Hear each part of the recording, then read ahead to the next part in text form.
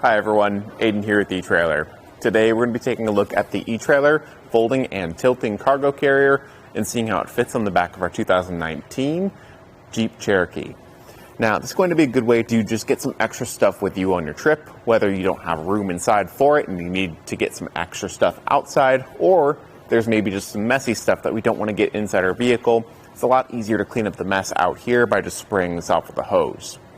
It's going to be a steel construction with this mesh bottom, and it can support up to 500 pounds. Now, just because it can support 500 pounds doesn't mean your vehicle or your hitch are quite ready for that. You can see as I step into it here that it does sag down quite a bit. So if you are going to be pushing that weight capacity, maybe consider picking up some aftermarket suspension enhancement, whether that be airbags or some jounce bumpers, just to help your vehicle handle this a bit better. But that's really just going to be on a case-by-case basis. If you're only using this in light-duty applications, then you don't need to worry about that. If you do need to pick one of those up, you can check out our fit guide, plug in your vehicle information, and find the right kit for you. For this, you probably want to know your usable space too, though. The weight capacity is good to know, but got to see if your stuff fits. Now, I'm going to be measuring from the inside rail to the inside rail. Side to side is going to be exactly 60 inches. And then from front to back, that's going to be right at 24 inches. So this is definitely on the bigger side for hitch-mounted cargo carriers. If you're looking to get a lot of stuff with you, this is a great way to do it. Now, with this being a hitch-mounted carrier and being able to carry a lot of stuff, you do get a lot of flexibility with it too, because this is a folding and tilting carrier. So if we are going to look into this as an option for maybe a road trip or vacation, whenever we have all of our stuff in here, how do we get to the back of our vehicle? Well, we've got a ton of room in here to spare, but it does have a tilting feature to get everything a little bit further away from the vehicle. So I'm just going to take out these two pins and clips to release the carrier,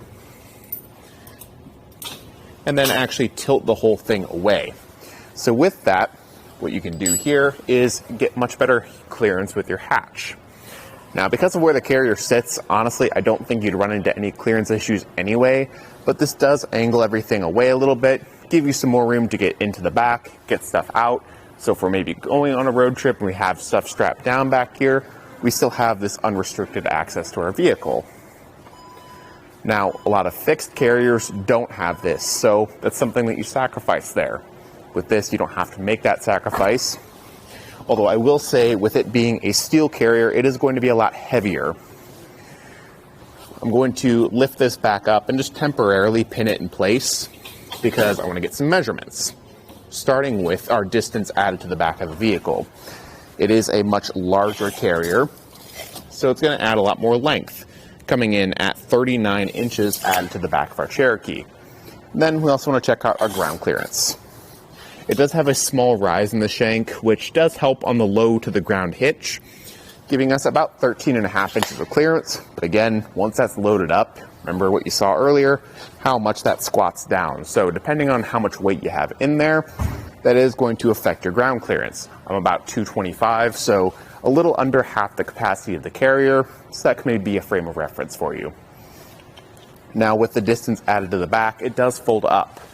So if we're using this, maybe get to our destination, unload it, and we want to leave it in the hitch between uses, take all the pins out, fold it upright against the vehicle, and then repin it at the bottom. This one is a little trickier to get lined up, but with that, it'll allow you to save a lot of space. And then just put that clip on the other side.